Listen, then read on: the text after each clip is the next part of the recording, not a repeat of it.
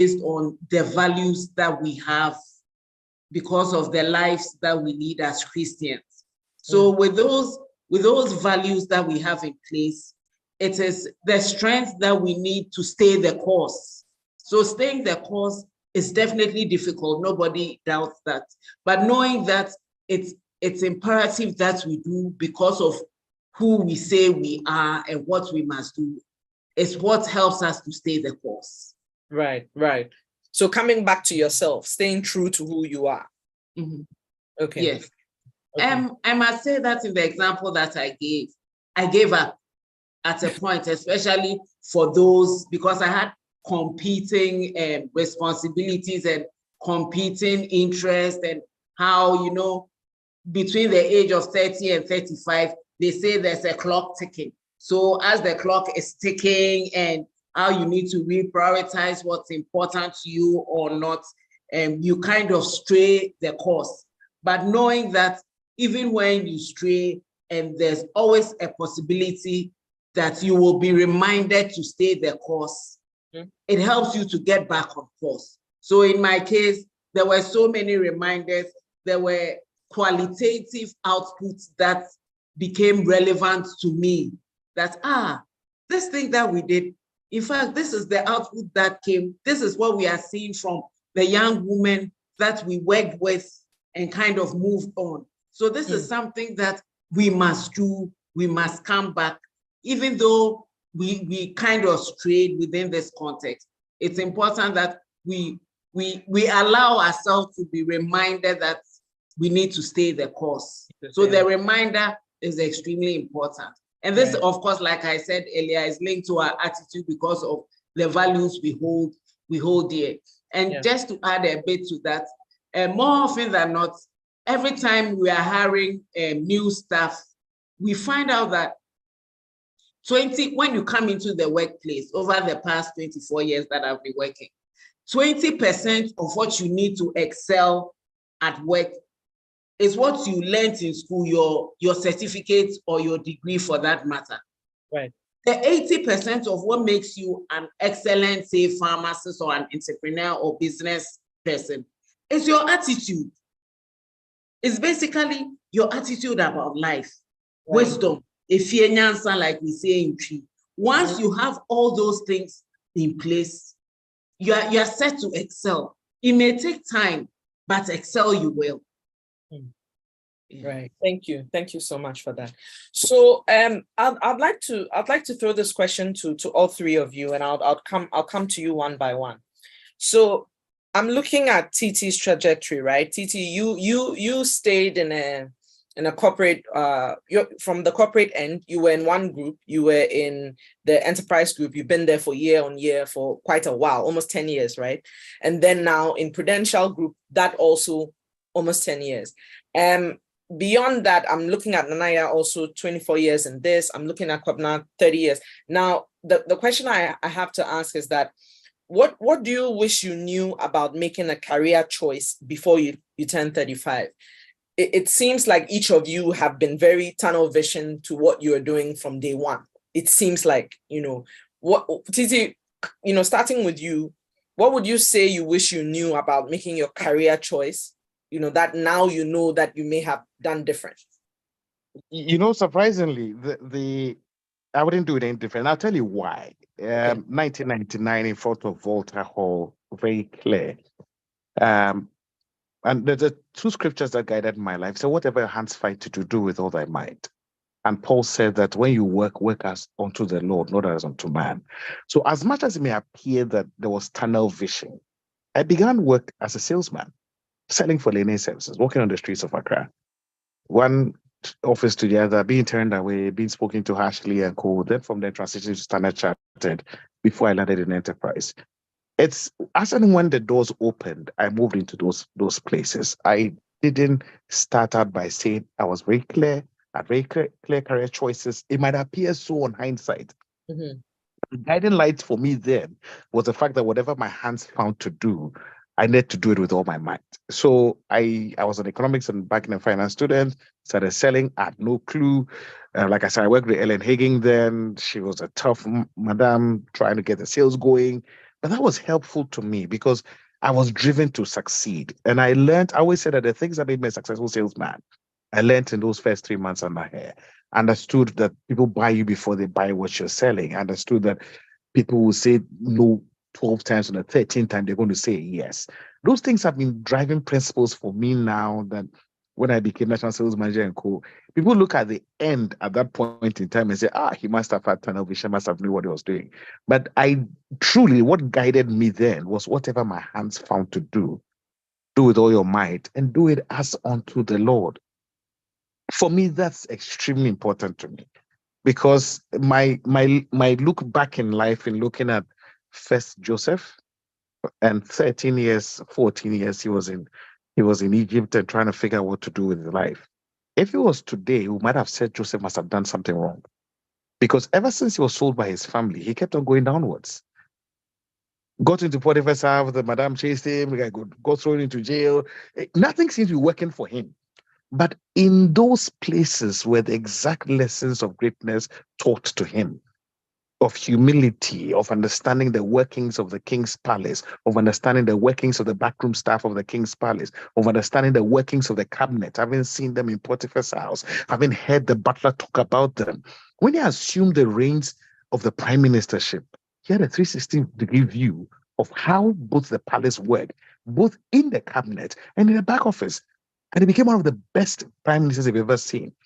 So God teaches and builds us with the simple things in life. If we're able to demonstrate integrity and trust and the willingness to learn, like Nana has said, that for me, looking back, are the very things which have guided me till now. And there is no wasted experience in your life where God is concerned. Where if you're sincere, you're honest, you're willing to stick to those lines of integrity, what you will not take that does not belong to you, uh, what is not deserved that you're not appropriate for yourself because you're in a position of authority and immense power and control that you could do things and hide them and nobody will see.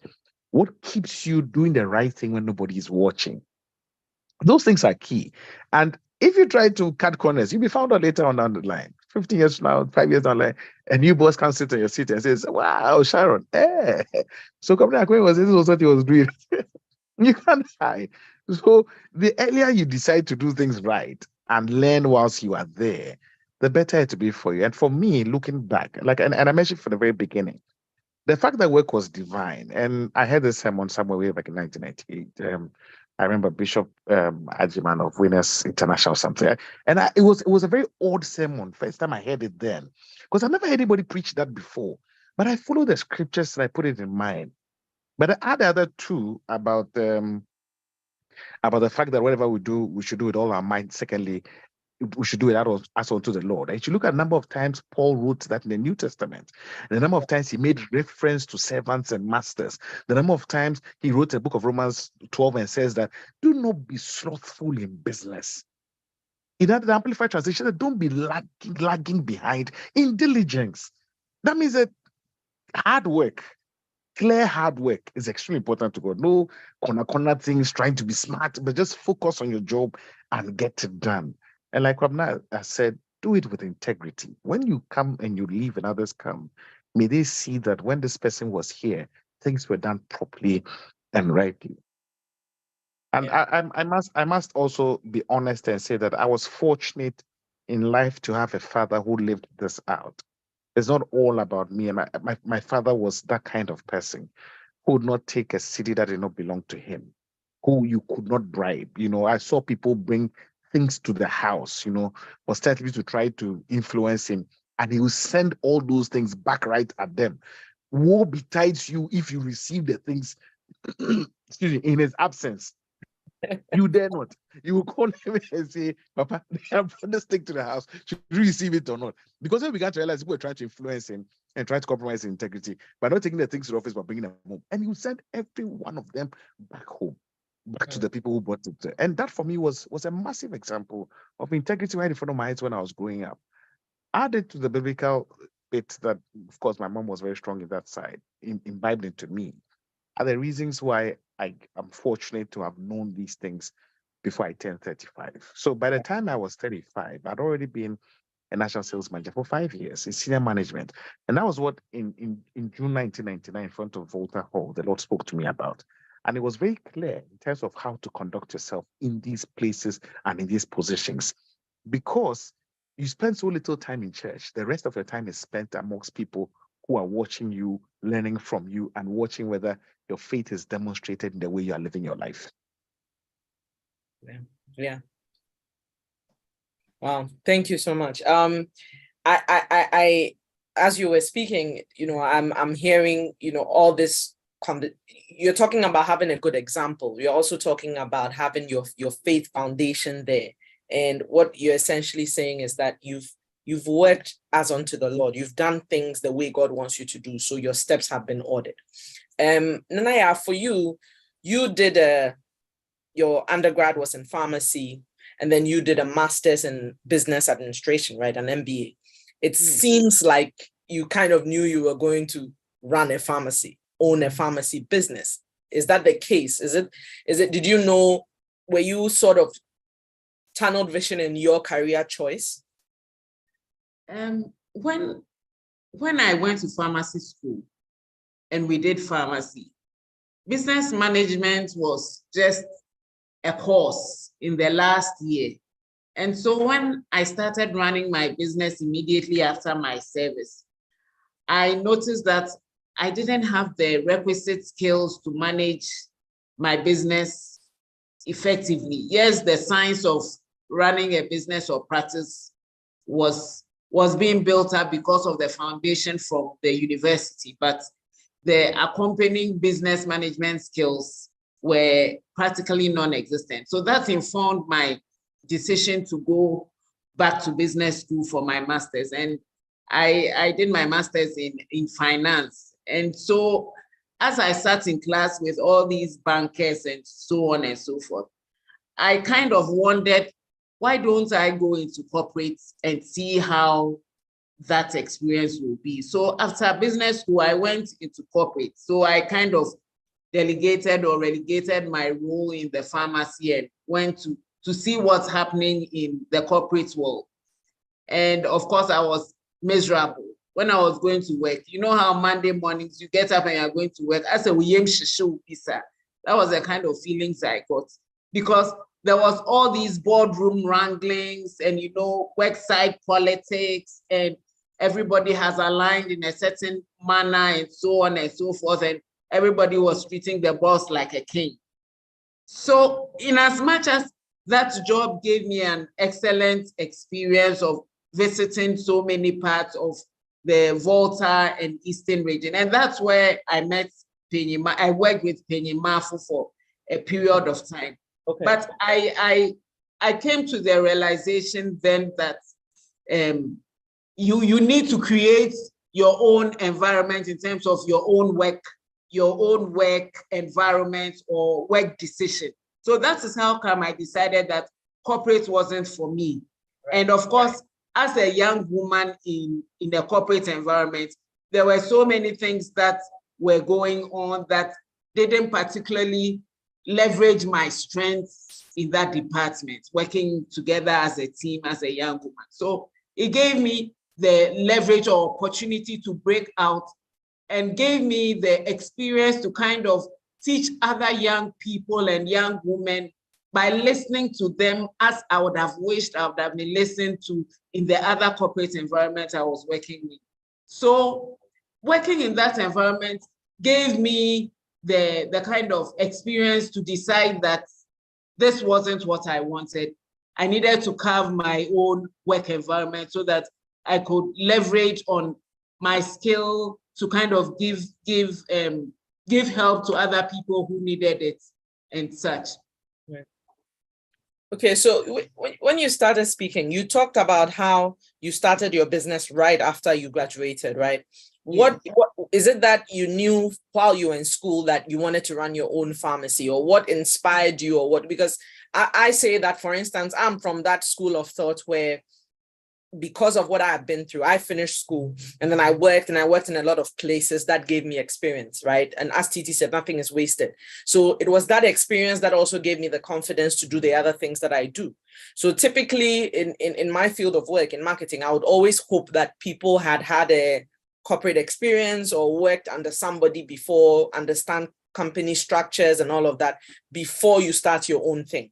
But then also the ignorance of not knowing those things and starting yours could also be beneficial, right? That's why I'm wondering what was that inspiration for you coming right out of uni and deciding to open a pharmacy? So when I finished uni and I was doing my service, I won't mention where I was doing my service. Okay. I saw how colleagues were working and how they used to do their things, and I decided that this wasn't the path for me, because I didn't want to end up reading newspapers while somebody else did all the job. And fortunately for me, my grandmother believed in what I wanted to do, so she gave me a bit of money coupled with my father as well, and so I started not too far away from my father's house where I could walk to work and come home. And of course, at that young age, since ignorance was so blissful, I could spend all my time from 8 a.m. to 10 p.m. there. I could devote all my time to work. And so in so many ways, it kind of skewed me to a total work. You know, all my life was in the pharmacy. In so many ways, it helped in the sense that I built a strong relationship with my clients. But then after a few years, I realized that I needed to kind of reorient my work-life balance in order to be a more holistic individual. Okay. Because working all the time will give you some successes that the world will see as success in terms of quantitative success. But then the qualitative angle of success was more important in the sense that it made you a more rounded individual. So for me, in as much as I didn't have a lot of experience and I definitely made a few mistakes initially, making those mistakes gave me the skill, or gave me the what should I say? It gave me the opportunity to seek for knowledge in order to run the business better. And then when I was running the business, I realized that too much work is not what I'm made to be. You need to have a balance.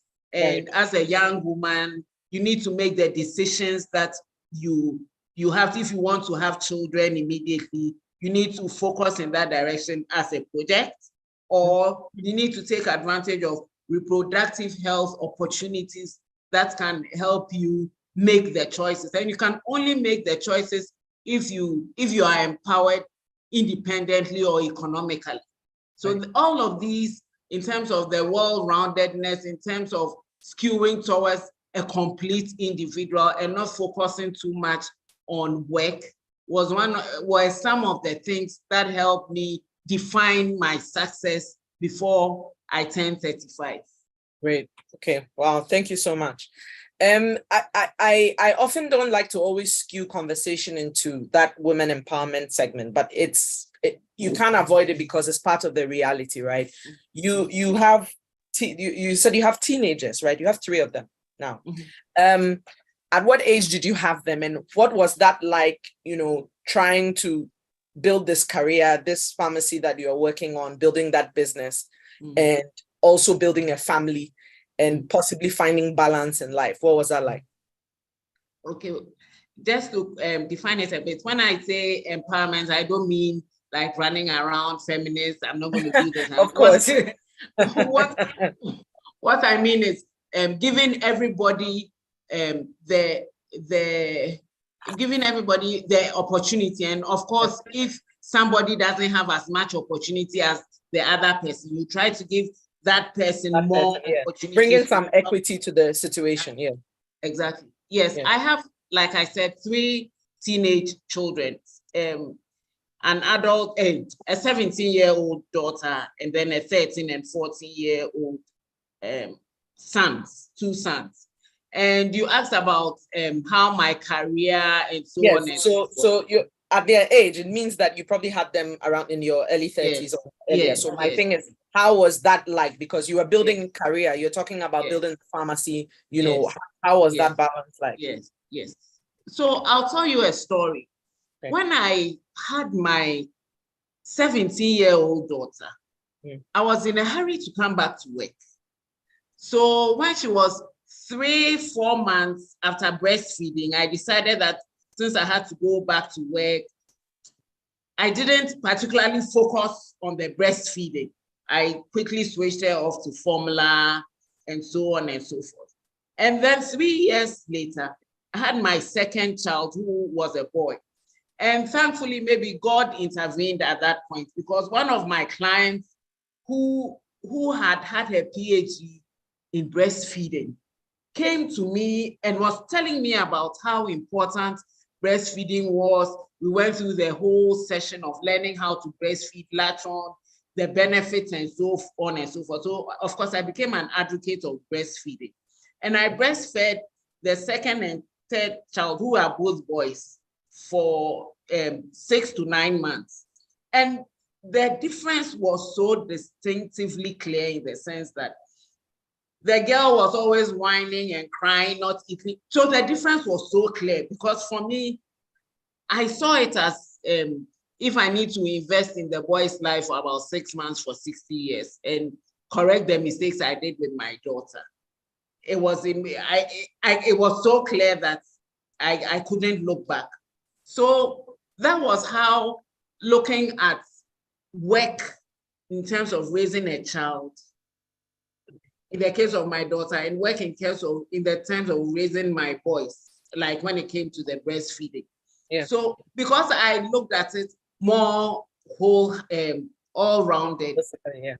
it had a better, for my point of view, it had a better output when it came to my sons than when it came to my daughters. So looking at work and making choices about work invariably has an impact on our lives, our children, and how these children will also grow up in so many ways. Yeah. All right, thank you. So Kwabena, we haven't seen you in a minute. I'm coming to you now. I guess for you also, you did your undergrad in architecture, and then you did your master's in finance, right? And Master of Business in Finance. How has have you had that tunnel vision in terms of building your career as an architect? Or because of course now the kind of boards you sit on, the work you are doing for the government of Ghana, Priority Health, there are projects and all that beyond architecture. There's project management. Yeah. Have you had that tunnel vision on, okay, I always wanted to be an architect, so this is what I'm doing? Or what have you learned now that, okay, before that I would have had probably a different notion about building my career? For me, I've always wanted to be an architect. I think right from secondary school, I chose subjects that steered me in that direction. I was fascinated by building spaces, how people relate to the environment and so on. So that's always been my choice. I graduated at the age of 25 or so from architecture school. And one of the things about me is I'm very observant about my space. I guess it's one of the things that you learn as an architect, to be observant about people, the space, how they relate to the environment and so on. And so graduating out of school, I said to myself, well, the opportunities are mostly in the private sector. So it's something that I want to focus on. But I didn't want to pigeonhole myself, because I'd seen architects who just sit in the office and beyond the work, the scope of work they're doing, they are not involved in any other thing, So for me, I decided that I wanted to broaden my horizon as much as possible. And between the ages of 25 and 35, I thought it gives me the best opportunities. I mean, fresh out of school, the sky is the limit, you can explore and so on. So at that stage, I figured if I'm going to be an architect, I guess at some point I'll transition into management, because I'm not going to. I might have to graduate, depending on my roles as I go along. I have more responsibility in the office and transition into management positions and so on. So I thought, let me enhance my skills and knowledge and try and make sure that I'm ready, when the opportunities come up.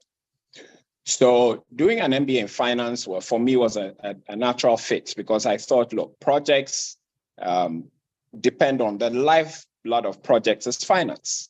And I needed to understand really the world of finance, how it works, how it comes together. And therefore, I thought, look, if I did an MBA, it will, help my trajectory. At the time, I must say, I didn't really know what opportunities will come down the line, But by the time I was 35, we had an opportunity, my partner and I, to set up a company. And I grabbed it with both hands, because I thought, look, let me create these opportunities for myself, with my knowledge in finance. We're working on various projects, apart from just the real estate, the residential bit we're doing. We're still doing consulting, for various projects, hospitals, hotels, stuff like that. So project management, consulting was also a natural fit for me, So I would say, yes, I've had this kind of tunnel vision. I've kind of just been focused on that space. And as I've been more and more exposed, and as I've come into these opportunities, I found that my skills were very, very useful, So with the current boards that I sit on, I find I'm usually the only architect with a construction and project management background. And therefore, I'm able to bring a certain perspective to the discussions we have, which obviously enriches it. And I've also learned a lot through the process, So I'll say, yes, mine has been just a tunnel vision focus on, trying to, stay in my space. Okay, thank you. So, Kwabena, let me ask you, is there something that a notion or a perception you had about architecture, about work, about business, before you turned 35, that today now that, you wish you knew, or you would like your younger self to know? Whether it is around running the business that you're running, or serving on the boards, or even your choice of courses and where you did them. Is there any sort of hindsight revelation now that you have that is unlike what you had thought it was before? Yeah, I think I had this perception that architects were rich. So, but now I know differently. Yeah. But I think for me, working with people has taught me a lot, because I've had to build a business from scratch. And this is a business that is 22 years in construction. And that's tough. Construction is a very tough space to work in. If you've attempted to build your own house before, I think you will appreciate where I'm coming from. It's tough. The workers you deal with, the environment, the financing, the quality of materials available, and so on. It's a tough environment, and I've learned to be a lot more patient and accommodating with failures. I'm a bit of a perfectionist. So I go to the site, and the mason has done a wall and it's slightly crooked, and it kind of gets under my skin. I'm like, why can't you get it right? And in the early times, I struggled to deal with that, because they have instruments that should guide them. They have a level, they have a square. But somehow, for some reason, maybe it's a cultural thing or just our backgrounds or educational training, they just won't use it, And so I'll go to a site, pick up a level, check it, and then the mason sees that this is crooked, and you ask him, why didn't you use the level? And then he looks at you very sheepishly as if you came from Mars, and why are you being so difficult about just this thing? It's just a wall, it's just a slightly crooked wall. That's the kind of look he gives you, and I really struggle to deal with that. But so I've learned to be a bit more accommodating. That's not to say I accept anything now, but I find a way of educating them and, taking them through a process to help them to understand why it should be done, in a proper way. Yeah. So for me, those have been some of my challenges, working in the construction industry. And again, back to what Tetteh said, a lot of it is attitude. I come across a wide variety of people. Now, most of my projects are in hospitals, and I'm with my staff. We have these Monday morning meetings, and I always end the meetings by saying, "Hey guys, before you send me a document, check, double check, triple check." And everybody it's like the mantra in the office. But you find a document comes to you and there's a spelling mistake, or some word should start with a capital letter and doesn't. And I say, look, just go over the document you're bringing to me to review. Make sure that you've gone over it, you're satisfied with it before you bring it, up for review or comments. Yeah. So I find that people are not thorough in what they do. People are not meticulous in what they do. It's more like they're in a hurry to get the stuff off their desk just to say that, look, I've done the job. Yeah. Not so much about the quality of what you did and, whether you spent a lot of time researching into it before you write a proposal and so on. Yeah. So I was quite impatient with them, but now I'm learning. It's taking me a long while, but I'm learning to use it as a teaching process, to help train people and to teach them and to, help educate them, on. That's great. You're changing you're using your frustration as a point of learning. As a point, yeah, exactly. Yeah. You are protesting our leaning ways. Literally. Okay. All right. Tetteh, let me ask you, of course, like you're saying, all the places you've mentioned, these are all corporates, big institutions. You've worked in teams, you've led teams also. What has been demystified for you now since you turned 35 till now?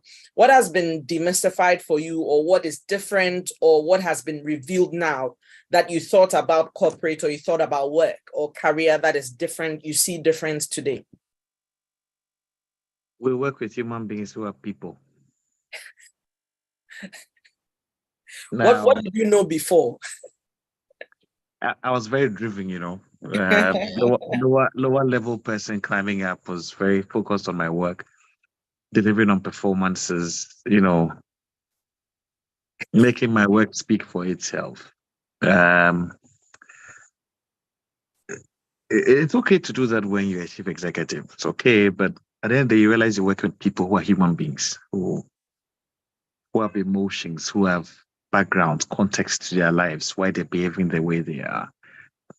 It's easy to get away with that at the lower levels, but the higher I climb, the more I realize that it's important to get to know the people and their context, and it's easier to get so much from them when they realize that I care, that beyond everything, I'm a human being who sees them as another human being, before we even come to talk the targets and the numbers. If I were to look at my younger self, I would school him in that area. I'll try to help him to get to know people, take your time and know people and know where to draw the balance and still be able to take the difficult decision when you have to, and let them understand you're taking a difficult decision that involves them, but it has to be taken. And still, it doesn't mean that we're enemies. Connect to them and help them through life and let them see that, okay, that's another human being who took this decision. And he actually still does care about me. But unfortunately, at this point in time, this decision had to be taken. That for me would be a big lesson. I remember when I had to fire my first group of people, it was emotionally traumatic for me. These are people who are very close to my level, so it wasn't an easy thing to do. I just been promoted above them and had to get it. But looking back, I think I would have done it differently. Would I still have fired them? I still have fired them anyway, but I probably would have gone how you did it, but going about it differently. And that's the point I'm making, is to go back and say, understand the context of the person, understand that there are people you're dealing with, and be able to explain to them. They might not necessarily accept, doesn't matter, but it's important you go through that process with them. So we're working with people. That for me is a big lesson. And if we learn that earlier in our careers, it makes life easier for us as we grow up in these particular spaces. Because many a time, because people can be problematic, we are likely to put them away and move on, But it always comes full circle. You meet somewhere along the line again, and you need to deal with that problem again of the fact that you're working with people. Yeah. And it's funny how sometimes God keeps us in that same position or that same work space, different places, but you still have to confront that simple problem, the fact that you're dealing with people and you need to be humane to them. Even if, like I said, you're taking difficult decisions, you need to be humane with them, and then move on from there. So that's a big lesson for me. I'll look back to my younger self and say, you know what, learn this lesson early in life. Sit with people, have lunch with them, have a cup of tea with them, have a drink with them. Just talk to them and don't talk about work, and get to know them as human beings. You're able to help them better in that space, than when we just treat them as employees and contracts and co. And you can do that, and then just dispose of people like they were just accessories to your job and not actual human beings you have to deal with. So that for me, from where I come from, exactly, it's a very good lesson I've learned in life that I think is very important to share. Yeah, great. Thank you so much. So, Titi, let me ask you this on the subject of people.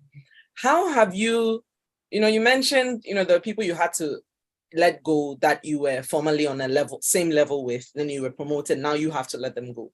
You've risen up in ranks over the years. How have you handled the people element of that, where now you are managing people you got into the business with, or you are managing people who were basically your higher ranking officer last week, and now you've been promoted? How have you handled that? I think one of the things you should never let go of is humility. Positions don't make us. We are people before we get into those positions. And it's important to maintain a level head. And like I said, everyone has a context to why they are who they are and where they are. And if you're to spend time getting to know them as people, wearing the additional tag of a chief or a CEO or anything, it's just a tag, it's just a title. But they appreciate who you are. They appreciate what you stand for. So standing in that role is just performing those same duties at a higher level, and they'll respect you for that.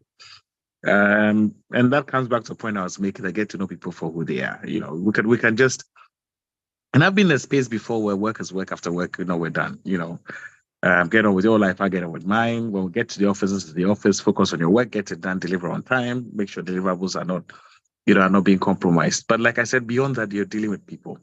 It helps a lot to say, you know what, this morning, what are you doing? Let's go have a cup of coffee. Really? Yes, let's go have a cup of coffee. Then they'll ask you, what exactly do you want from me? Nothing. Just find out how you're doing. How's your son? How's your daughter? Everything okay? We find 45 minutes. Anything else you want to know? Nothing. Okay, fine. Let's go back and get to work. Now, those were shocking conversations. And as much as it was shocking for them, it was very helpful for me, because then people then began to realize that we're dealing with a human being who actually does care. Yeah. So then when you move up to the next level, it's not an issue, because they know who it is who's doing that job, and he's actually doing the job for that particular role. Yeah. And they'll respect that. And decisions which are taken because they have to be taken at that level. In the past, that was not known to me. So it was difficult. And because there was also a separation between the people, everybody just stuck in their silos and got their jobs done. And there were groupings of people in the background who are cliques and co, and you need to break that and let people go. And then you're seen as the outsider who's having to do that. And I remember in one particular instance, and that's what Kwabena was saying about integrity was very key. I had just put in place a mechanism in my previous role which prevented those funds from passing through my hands. And somebody had to manage those things and ensure that they were accounted for and stuff like that.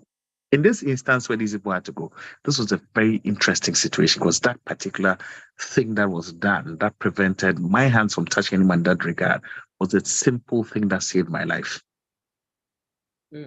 And because then, other than I would have been in a murky water, everybody could have said, okay, but the person also did the same thing. And that was just a thought that came to my quiet time one morning when I was getting ready for work. And it was like, make sure you don't touch this. Put this person in charge and let that person do that. It was very simple instruction.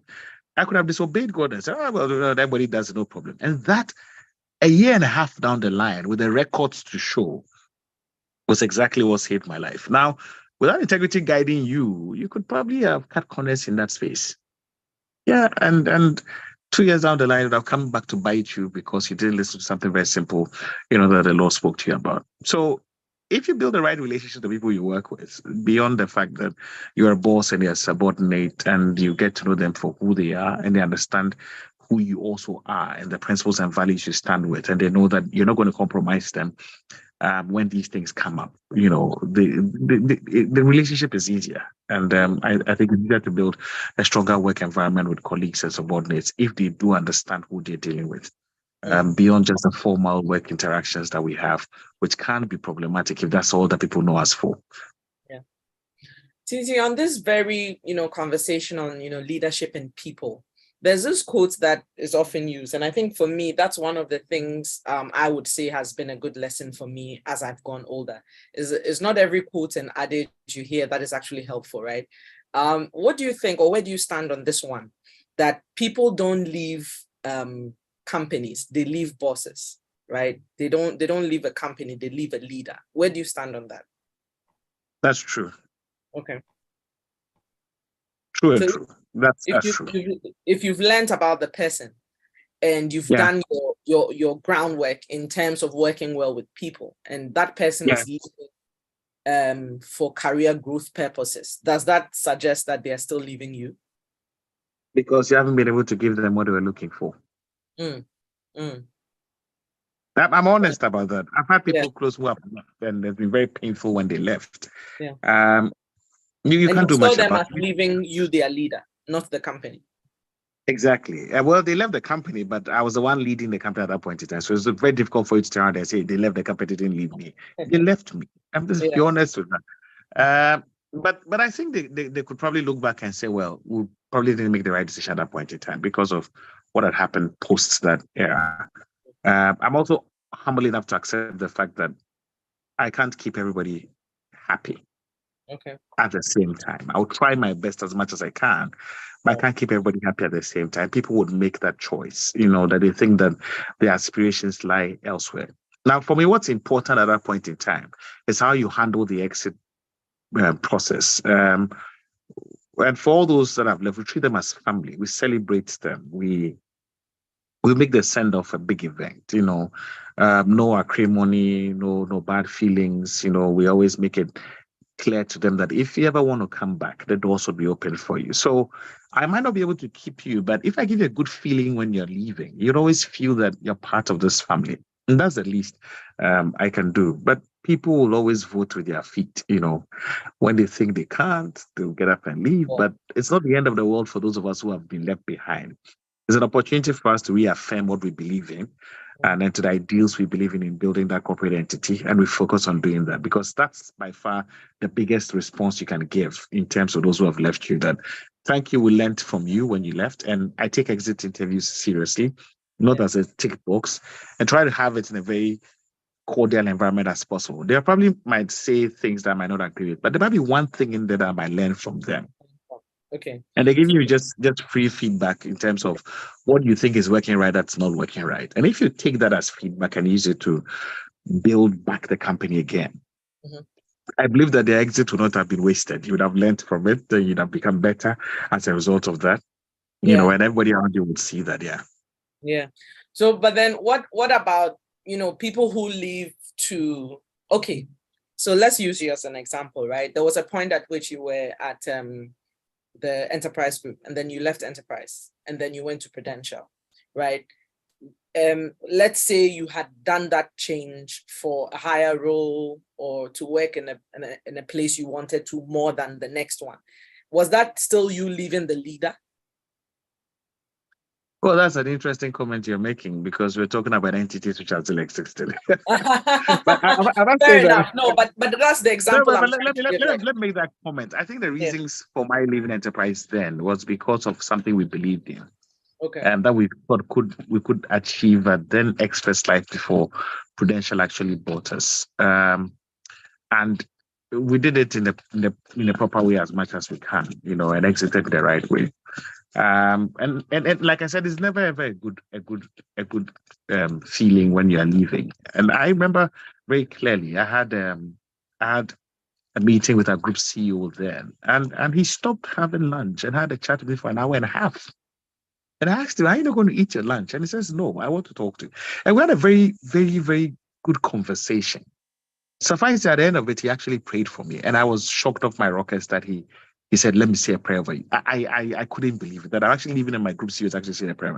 But that shows that he recognized the fact that I'd worked my heart out. He had watched me all the years in the organization, and he has seen what I'd contributed to it. And he says, if that's what you want to do, and that's where you want to go, then you go with my blessing. And that for me is important, because it's a reflection of how you conduct yourself before you exit.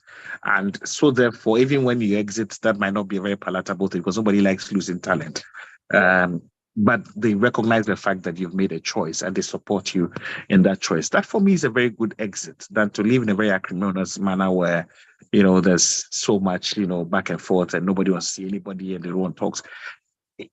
If you get the chance to try to do it the proper way, because the world is a small place, we'll meet again, we'll meet at conferences, we'll meet same people, same places everywhere, So that for me is extremely important. Like I said, we are people. At the end of the day, when work is ended and everything, and we go and meet at a golf club or in a hospital or in church, we're still people without the work tags. Yeah. And we should be able to talk and have conversations and continue with life, without the baggage of what happened when we're exiting one place or the other. Okay. Comes back to how you work with people. You get it right, it's easier to make all these changes. And those have been hard lessons I have learned going forward. Oh, great. Treat your Christmases nice. Buy presents for them. Say thank you. Bury the old hatchet. Just keep those relationships going. You never know. 10 years from now, those guys will be sitting in places where you need their help. 10 years from now, you'll be sitting in a place where they would need your help. And it's easier to have that conversation if you've been able to nurture those relationships over the years. It's never going to be easy, but it's worth it. Sure. Okay. Thank you so much, Titi. So we have a number of people who have joined us since we started. So I'll just do another quick introduction of our panelists. So we are essentially talking about what our panelists wish they knew before they turn 35, and also some lessons that we can take from them. We have Tetteh Ayitevie, who just finished speaking. He is currently the CEO of Prudential Assurance in Uganda. And we also have Yaa Appiah, who is the Executive Director of Equity Pharmacy. And then we have Kwabena Nyarko, who is the co-founder and director of Buena Vista Homes. So they've been sharing with us for the past hour now, their experiences, and essentially also inspiring us for our next 35, I believe. So I want to come back to you, Yaa. What would you say success meant to you, before you turn 35, and what does success mean to you now? Has that changed over time? Before I turned 35, success meant a house, a car, some vacations, nice dresses. Yeah. But after 35, when I got involved with all the mentoring and so forth, success turned on a more qualitative meaning, and it became more of time. When success is measured with time, the time to do things with family, the time to spend with my aging mother, with my children. Like, for me, that is what success has changed to be. And success is also about the freedom of choice, freedom to make certain decisions, the flexibility of these choices. That is what success is. And the more the more qualitative it becomes, the more immeasurable it is. So those were very clear things about what success meant to me then and what success means to me now. And to kind of re-emphasize or reiterate what Tetteh also mentioned about the human factor, the human beings we work with, the teams we work with. After 24 years, I probably may have worked with over 50 different people who have come and have left. Some of the people come up to me. I don't even remember that we worked with them. Some were interns, some just came to work for short periods. And for me, success is knowing that no matter how short a time these people spent with us, it had added some degree of or some value to their lives. And they come up at conferences and come up at meetings to kind of remind us that you did this for us, we did this together. And to know that they understand that I didn't work for you, but I worked with you. The whole reorientation of what work means to me and what work means to them, because working together as a team is better than working as one person from 8 a.m. to 10 p.m. So success has added more value in terms of its qualitativeness. Yeah, great. Thank you so much. That's interesting. I had that conversation with someone just last week because you find that, exactly so you're thinking of all the things that success means, but then you find that it's more intangible than that. But let me come to you, Kwabena. You've probably built homes for so many successful people. For some people, owning a home is the apex of success for them. You build homes for people, right? What was your perception or your belief about success before, and what does success mean to you now? For me, I think starting out, my partner and I set up this business just about the time I was turning 35, and for me, the big dream then was to own a big real estate company, be successful, the usual measures that we all have, and I think for me at the time, just giving people an opportunity was also quite meaningful for me. We had, at a point, we had over 250 staff, working for us at our sites. And I go to work every morning, and that's really fulfilling, see people come to work and, earn a good living for what they're doing, and that gave me a lot of fulfillment. Right now, for me personally, it's more of a focus on, like my co-panelist said, on helping people. I find that I'm in a position now to help people in various forms. People approach me to mentor, for advice, for all kinds of support, and that's very fulfilling for me. At this stage, I think something that I wish I had also taken more seriously before I was 35 was on health, just my personal health. I didn't place much premium on it. It's not as though I did the wrong things, but I just didn't emphasize on the right things. So I'd eat anything. I probably won't exercise that much. I really didn't care much for my health, But for me, it's very high priority now. I think health is wealth. So just taking time to plan my diets, eat the right foods, get good exercise, take part in some outdoors, it's either swimming or tennis or I walk a lot.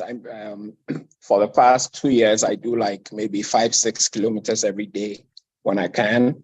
I also go to the gym to work out. So just taking a bit more time for myself and my health. I think for me, it gives me quite a bit of fulfillment, now. And I think it's one of the things that I encourage young people to pay more attention to. You seek the big dreams, yes, but if you're not healthy, and you don't keep a healthy lifestyle, you find that later on in life, you start to pay the price. Yeah. Thank you so much for that. Sharon, Yes, sorry, go ahead. just to add one thing, you know how on this participants thing, there are about 55 people. Yeah. If I knew this, or if I had an opportunity for my younger self, I think I would have sought out more, will I say, assistance or more integration in existing networks, like the research networks. And you know how research, I'm in Manet, so even though I grew up in Main Ridge, you know how everybody sits in their pew and they've named their face something, but beneath that something face, it's a human being who probably, when you say, oh, can I come to your office and have a chat with you? Can I make time to?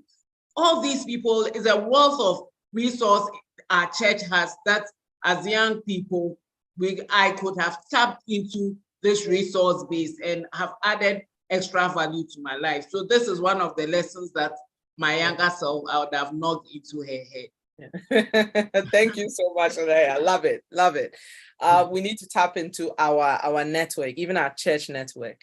Tetteh, I'm coming to you next. Now, what did success mean to you, and what does it mean to you now? But that's interesting. I think from the very get-go, success for me had been to climb the corporate ladder,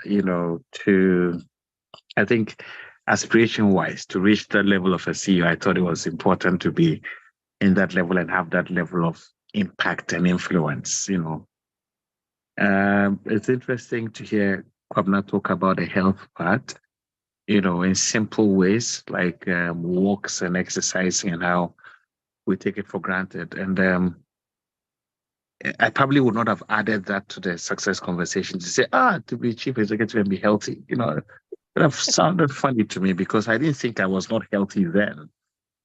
But in insurance, we always price sedentary workers like accountant, finance, and the executives higher because their work involves them sitting for long periods of time. It wasn't until when I had my medicals, probably about 5-7 years ago, when I realized that I actually was in that space amongst the people that I would price, higher in insurance premium. You're dangerous. You're dangerous to the system. and it was a wake up call for me. And COVID was a blessing in that regard because then it would force me to work in the morning, work in the evening because you're cooped at home for a whole month. And afterwards, I started working on Legon campus on a weekly, and then it got to a daily basis. It was a wake-up call for me. It had never occurred to me that I'd become that kind of worker who was cutting short his life because he was spending and believe you, I could sit from 8 in the morning to 8 in the evening, and I wouldn't have walked out of my office once and back. I'd been locked at my desk, and these days of team meetings, there's one meeting after the other, 1.5 hours, 2 hours, 45 minutes, continuously for 8 hours. And you don't even realize that until my PA comes to me and says, you haven't had a walk, you haven't had lunch, are you okay? Before I realized that I've been bent over and I never thought that was possible. So I agree. The idea of success was to climb up the corporate ladder and be up there amongst the key decision makers, understand what happens in the boardroom, opportunities open up for you in other areas, and go. But that health bit was a big shocker for me, and but I'm glad I got that knock earlier, to start focusing on these things, rather than just take them lightly until it's too late in life, and then you have to pay the price for that. I was laughing when Anaya spoke about sitting in our corners and not taking advantage of the network, because it's amazing how we don't take advantage of it, And thanks to the team for putting the Karaman together and allowing people to come and share their stories. But I think on a more frequent basis, it'd be useful to just sit with people and just have conversations, because there's so many life stories, so many similarities in experiences that reinforce good behaviors, good practices, good habits, things I've listened to Anaya talk about, things I've listened to Kwabena talk about, which makes so much sense. But sometimes we've done them, probably not paid so much attention to it that we've done them. And I don't think we should wait for a year to come and say that here. So, Sharon, please create those platforms so that we can do that often. Yeah, because I think that this is us late in life, late 40s, early 50s, having these conversations. Imagine if at age 25, 26, 27, they had these conversations 3 times a year and was part of their psyche and their thinking and how they frame how their future ought to be like and start working towards that. And knowing that they have resources they can talk to anytime, just to have conversations, the power of conversations, just talk and listen. Because sometimes someone talk 45 minutes and this a 5-minute portion that he says something that becomes the aha moment in your life, and you go use it in your life and it turns things around. That's the power behind TED Talks. Just people come share their stories and people pick from it and go make changes in their lives. So I would encourage you and the team, let's do this more often. There are people on this call who probably not speaking Kofi Atemo, Pain Mafo, and I usually would like to bounce things off Pain Mafo and surprising, the experiences she's had in her life and how they reinforce the things I've been talking about, and it even encourages me myself hearing her share her experiences. So yeah. It's funny, Titi, we actually do, there's a legacy series that the Youth Fellowship also does, I think monthly as well, that has, experienced people come and talk about their experience as well. But we could certainly do a lot more to set the stage for the conversation, as well as rallying more of the church community to be part of these conversations. So we'll take note of that. Thank you so much. I'll just ask those in attendance, any questions you have, feel free to put it in the chat on Zoom. I think there's a question in the chat box, yes. very comprehensive one. Yes, okay. Come on, Jonathan. Okay, so I'll come to that. So please feel free to just let your questions keep flowing in the chat. I will come to questions shortly. Nanaya, on this conversation about health, right, as a pharmacist, tell us what it looks like, in terms of your client base. You've done this for 24 years, right? And you see the trends, and what are those things that you feel or people often need medication or support for because of career inflicted situations? Have you sort of picked a trend? Yes, Sharon. What is glaring is in relation to the younger between 30 and 40, is people are becoming more stressed. People are now having the non-communicable diseases like diabetes, hypertension, which kind of, in which cases stress are risk factors too. So it's all about, I work in the bank, they want these targets to be met, I'm under a lot of stress. And then we talk to them all the time about how it's important to have the rest, the slow down, the health angle taking care of you, the person, because as soon as you are not in the picture anymore, you'll be replaced. And how you is a very important factor in the whole scheme of things. And so it is something that when I was 35, like Kwabena said, health wasn't such a big deal. For me, when I was turning 40, then I became very conscious about my health, because me who say baby so it is something that our younger selves at 35 and even below should add the whole health consciousness angle, because it is real. People are dying younger. People are having the effect of stress, which isn't good for our health. Wow, thank you. It's interesting. I'm not usually the first person to talk about that, because I've also had that situation, and I was knocked out for almost a year for thinking I was made of steel. So it's definitely something we all need to look at, and I'm glad it came up around talking about success, because no matter whatever you chalk, without health, it's pretty much useless. So yeah, definitely. Thank you so much for that. I'll remind everyone on the call that you can feel free to put your questions in the chat. We will get to your questions shortly. I wanted to ask that what is the biggest lie or biggest misconception about work or about careers, that maybe you spent your earlier years believing, but now has been debunked, it's been dispelled, or you have a new revelation about. And so I'll start with Kwabena. Kwabena, I haven't seen you in a minute, so I'll start with you on that. Is there that one big lie or big misconception, maybe not just very specific to architecture, for instance, but just about working, about career, about work life? Yeah, Sharon, I think a lot of us think putting in the effort is what counts. But from my point of view and from my years of experience, I think managers and employers are looking at results, not just effort.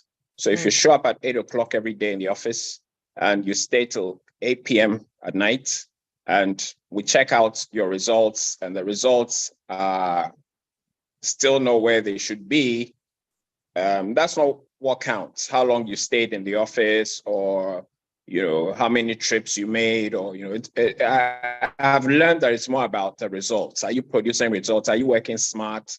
Are you are you timely? Are you detail oriented?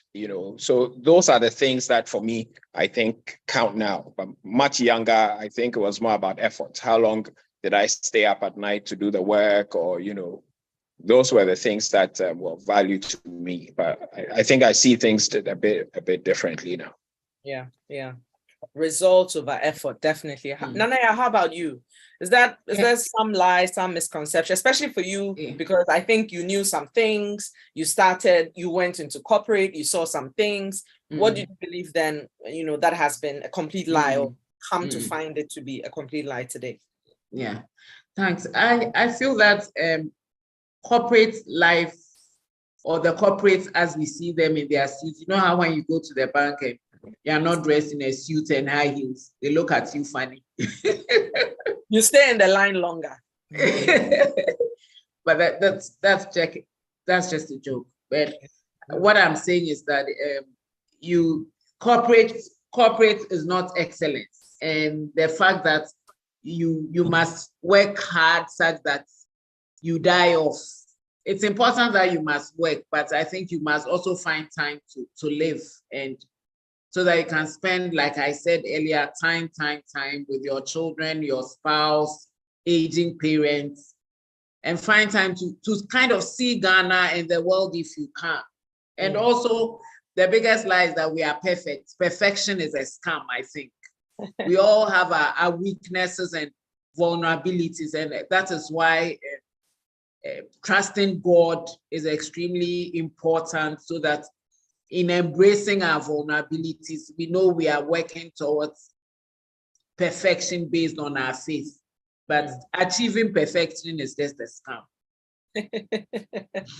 Thank you so much for that. Titi, how about you?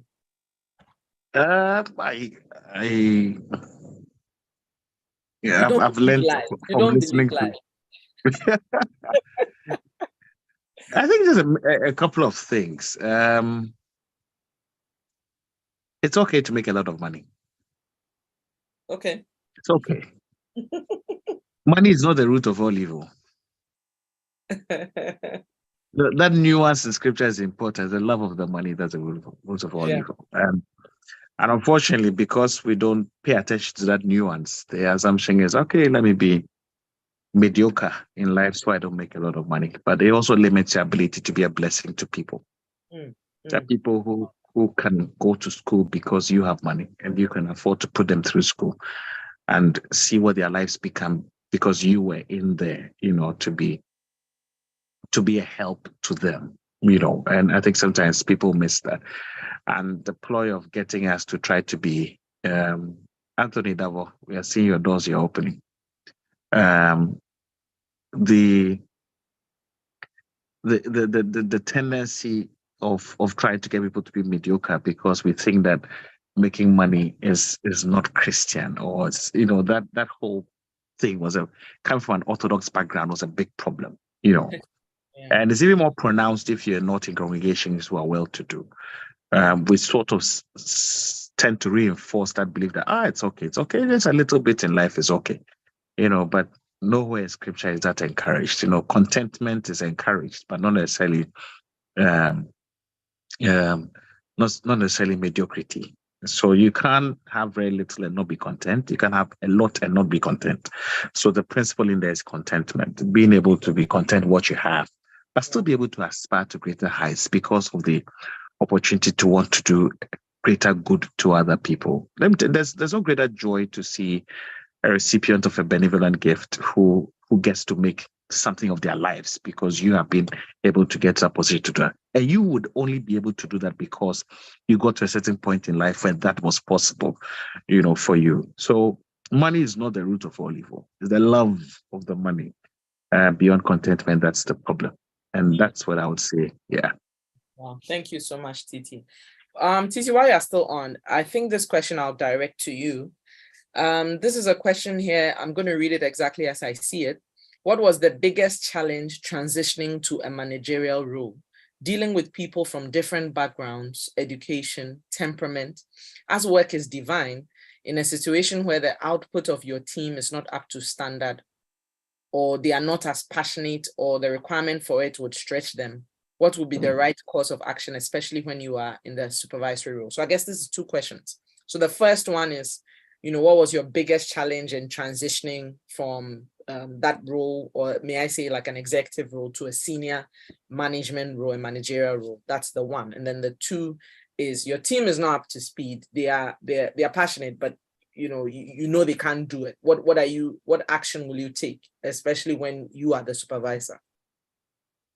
I always say that's the difference between a leader and a manager.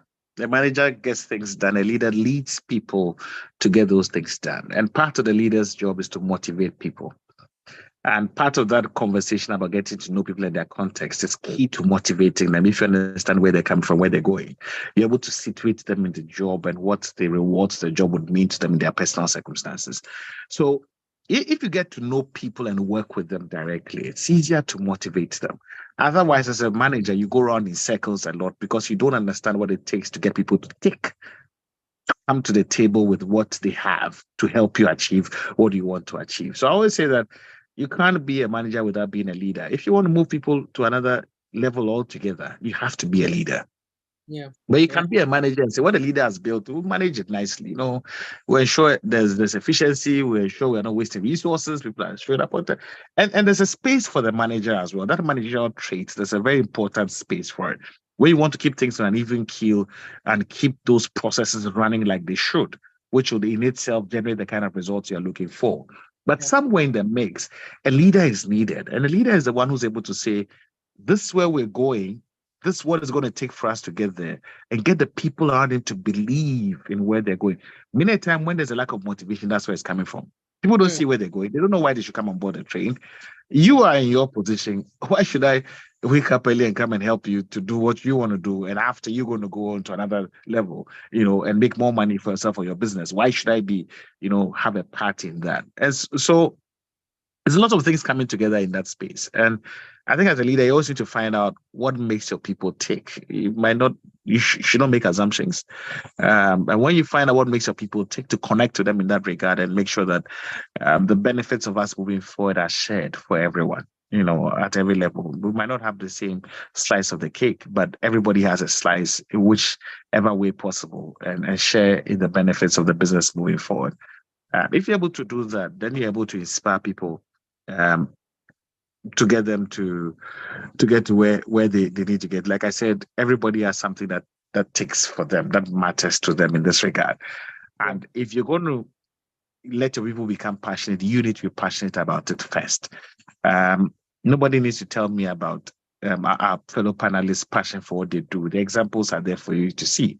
The results of the entities they build are there for you to see. And there's because we're passionate at doing that. And that passion becomes infectious to your other people working with you, particularly when they see the results coming through. Then they begin to believe in what you're telling them and what you're doing, because they can see you exemplify that passion. It's easier for them to catch that fire, and fly along with you. But everything hinges and is built on leadership. Somebody needs to rise up and say, this is where we're going. Nobody's done this here before, or somebody has done it, but not in this way. But we'll do it this way and we'll become successful. I can imagine when Buena Vista Homes began, I didn't think that there were homes that focus on quality and price the way they did, but they've shown that it's possible to do that. Yes, I can imagine those who joined that entity in the very early stages, what are we trying to accomplish here, But ultimately, with time, when the success began to roll out, people then believe in it, and put themselves a lot more into it. So the leader is key. If you are not motivated, ask yourself: are you motivated yourself? Are you letting that motivation come out of you so that people believe and want to know what gets you going? Why do you believe in this thing so much? Why are you so driven? When they see where you're going, they'll be willing to come along in that regard. Yeah, you have to be an inspirational leader. You need to. You can't not be bitten by that bug yourself and ask people to, to be in that space. Lack of overzealous colleagues, sometimes showing value, it's assumed that you're best. So I'll come back to you, Tetteh, on that second one. But because Kwabena also mentioned result over effort, right? I want to direct that question to you first, Kwabena. How do you deal with overzealous colleagues, right?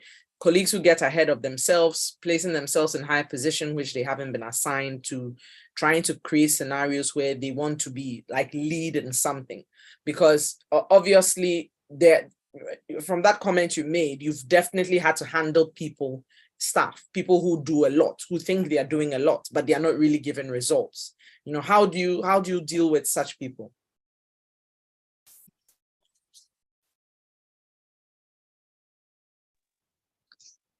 Yeah, from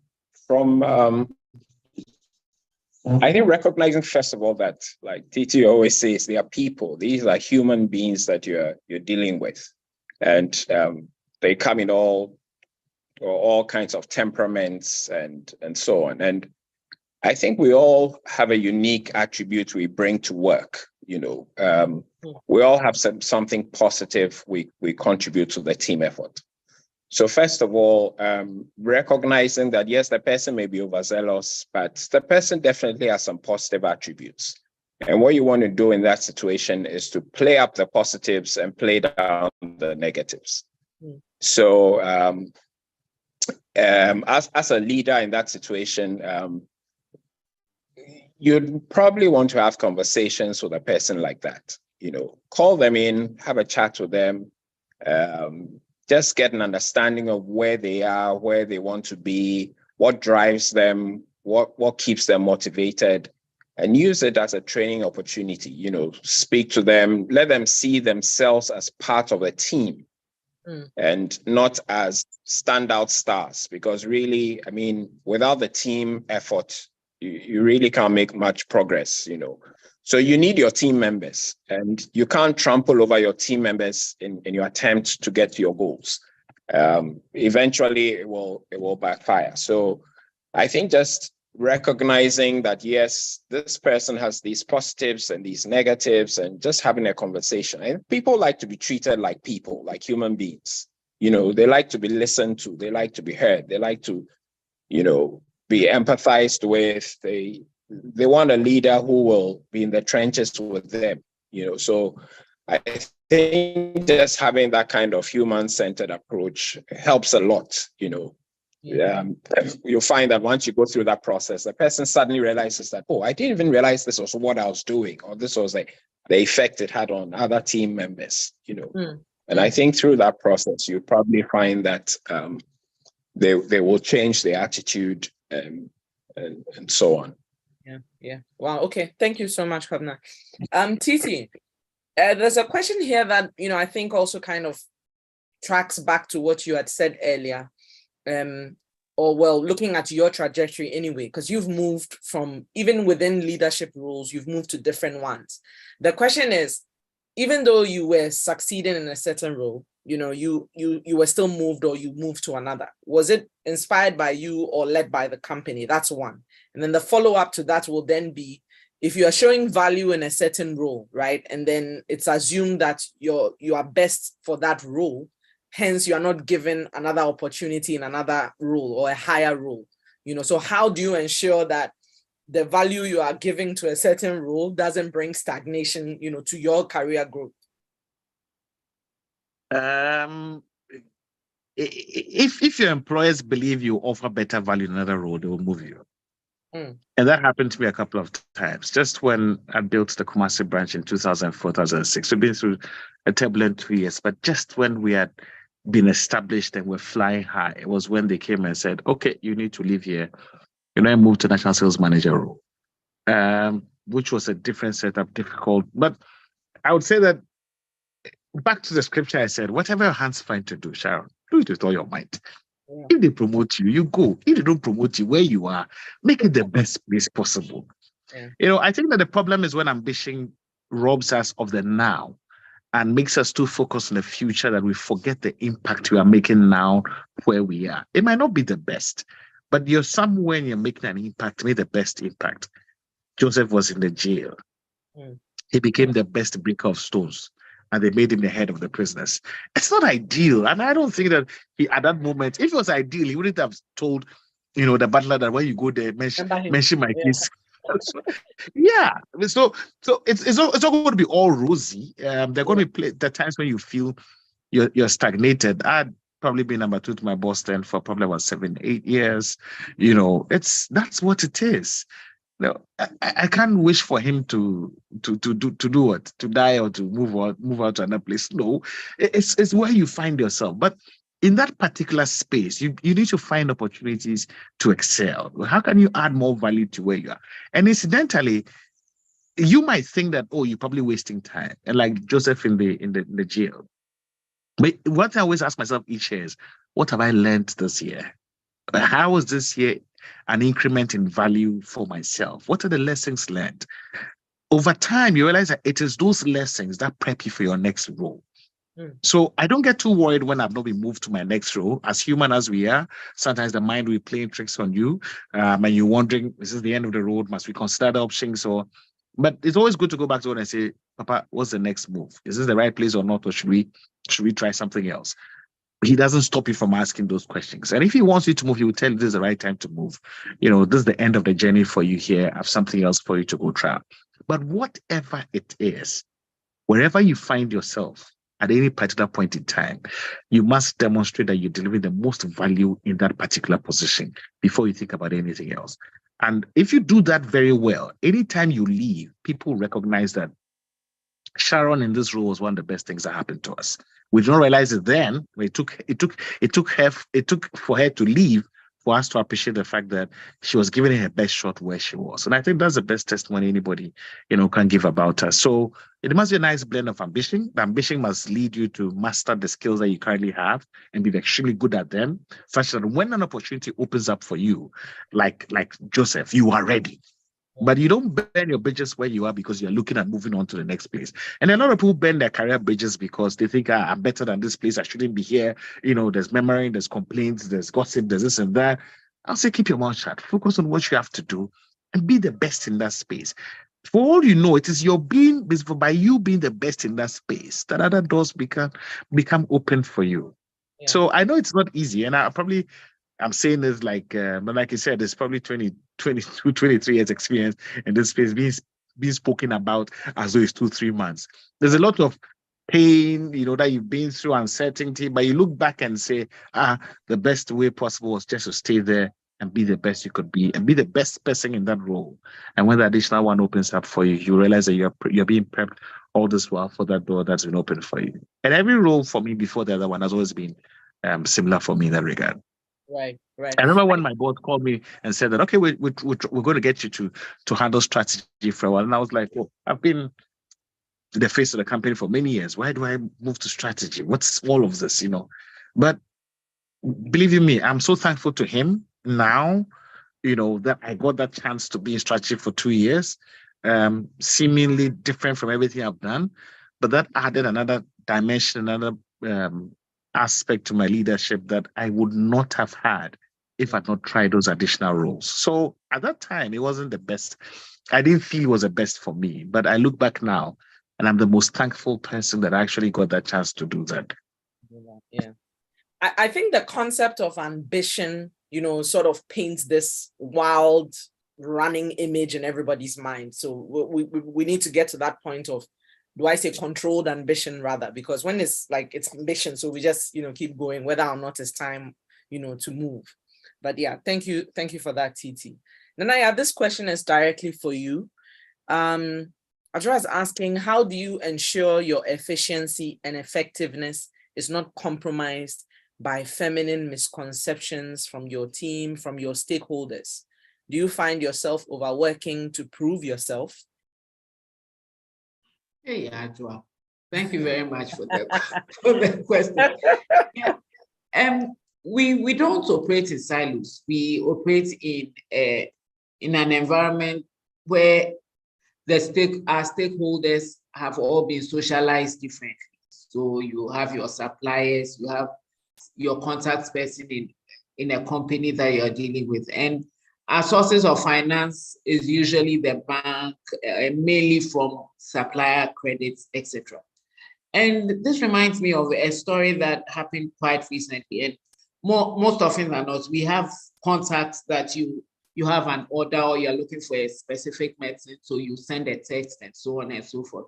So there was this one supplier of ours who was strangely stingy with credit period. So I had to call him. I asked him that, how come everybody gives us a certain period of credit, but you alone, you seem to be stingy in relation to credit periods. So I kept on asking, why? Could you explain to me why? Because it's important to get feedback so that you can be more efficient in what you're doing. So he tells me, I see your statuses. You don't need credits. So that for me was very shocking and very insightful. Of course, the next thing I did was to block him off my status. So I say this to re-emphasize the fact that the people that we work with are socialized differently. So you need to find like minds. You need to find people who are willing to work with you. In my case, when I started running this business 20-something years ago, the banks were very unfriendly. They were unfriendly then. They are a bit more friendly now. I see they have more desks for women businesses and so on and so forth. And so we had a credit union as a pharmaceutical society. And so because we were saving, they were more friendly. So I say this to prove the point that you have to find kind of like-minded stakeholders so that you can easily leverage on whatever you are looking for. For some of the people that we work with, when you're working with the person, they seem at a point, you seem to kind of think that this person, I'm paying them to do whatever they're doing. But their body language seems like they are not comfortable because they think it's funny. You can read it after 20-something years. So you quickly must trust your intuition and realign yourself as quick as possible, because we want to be efficient and then get the necessary tools, like use the necessary software materials, software apps in order to kind of make you work smarter and not necessarily harder. And she asked something about pregnancy and so I was coming to that. So earlier on, you talked about learning from that experience of having cut breastfeeding short for your first and then, doing better. So you learned that, you had a learning curve in that process. But I guess this question is more general about how you combined those periods of, being pregnant or even raising children, that early development stage with building your career as well. Yeah. We all know that, especially for those of us who have raised children, that raising children is hard, and we all needed help, and we still need help in so many ways. And it's important to seek help and outsource the help as much as you can, not delegate completely, but get the help. Otherwise, you break down if you're trying to juggle all those things simultaneously. So yes, we got the help that we did. It wasn't perfect help, but at least you know that whatever help you are getting is helping you to cross a certain phase. So you look at it in phases. Oh, this is just for a phase. So once you are able to pass through that phase, you know that all of this shall pass. It is just a time thing. So it helps once your brain is tuned towards it. It helps you to kind of go past the phase. The problems or challenges will always appear in different shapes and forms, but once you know that you are vulnerable, and adversity helps you in so many ways, because it will show up every now and then, like it did last year when everybody's capital was just squashed to the ground, and then it did in COVID and so on and so forth. We move. That's what we say. And it's important to note that we will succeed, and everybody has a place. Everybody is unique. Everybody must strive to be happy. And there's a place for everyone, and everybody is capable. If you are not in a particular aspect, you find help to get the skill you need to progress.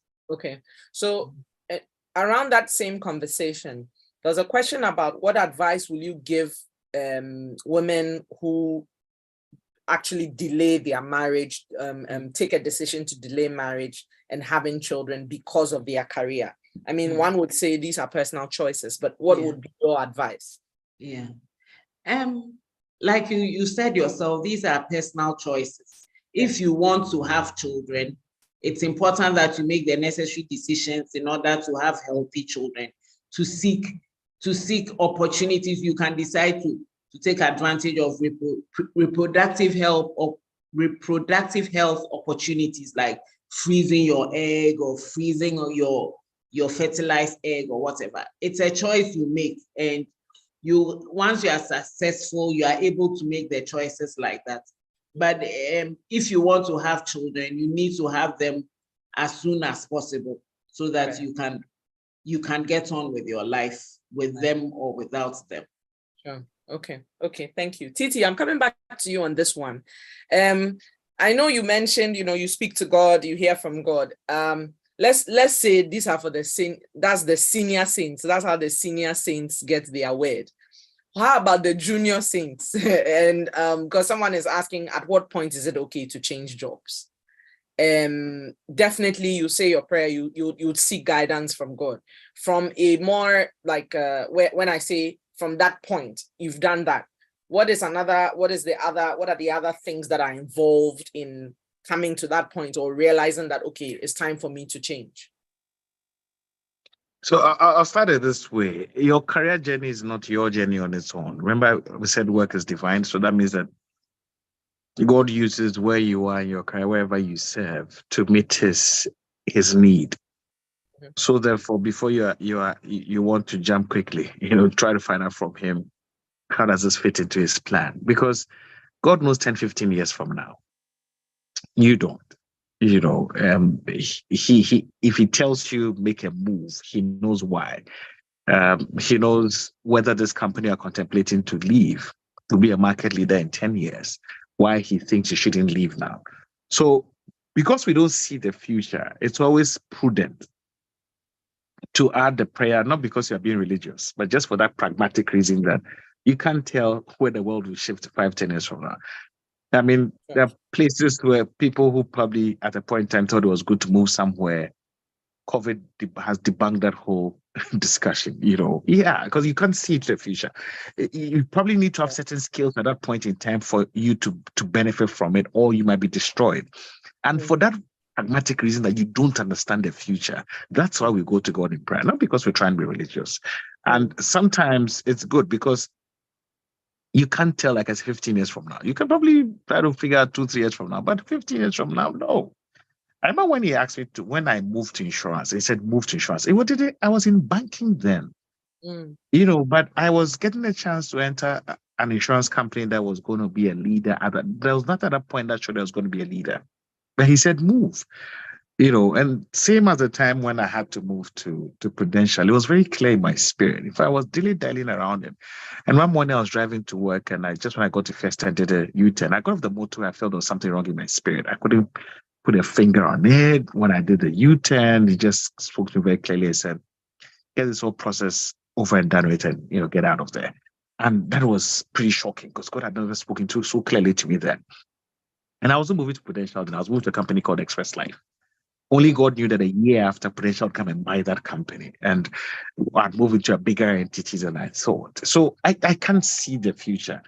So I would say that you need to be sure that in your spirit you're right, because whatever it is, you need guidance. And then when he tells you move, you move. When he says don't move, don't judge because the things you are seeing with your eyes are so juicy and nice.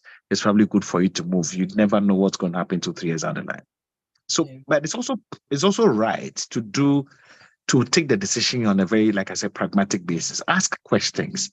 That is the fact that we pray doesn't mean we're not going to ask questions. If somebody were to approach me now to say, okay, probably want you to run the company. As much as I'll spend time praying, I also ask very pragmatic questions.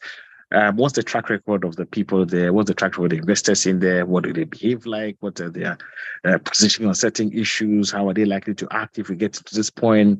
What is their ambition? What is their commitment to invest in the company? Those are pragmatic questions and proper questions for you to ask.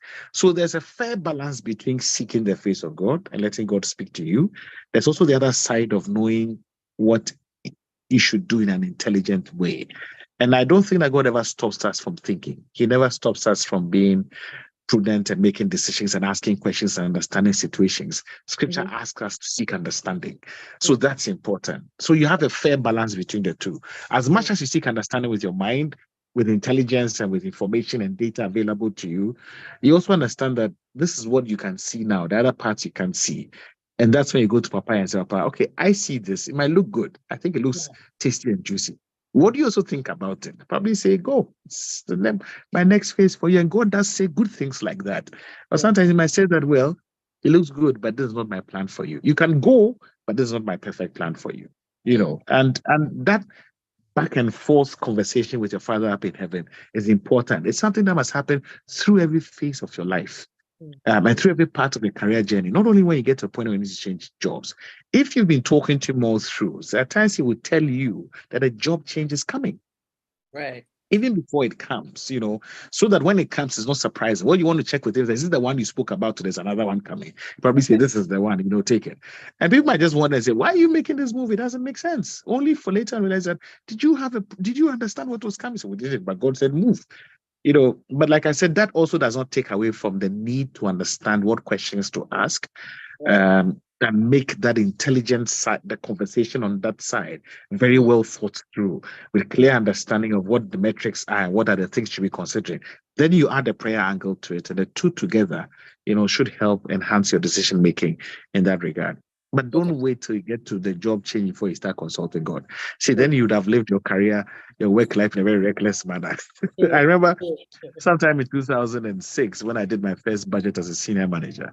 And then my boss said, go do the budget write-up to support the numbers. I was totally lost. You know, I looked at previous ones. And I spent a little bit of time praying about it. I remember one night, you know, during my times of prayer, God spoke to me clearly about the 3 principles that should underpin it.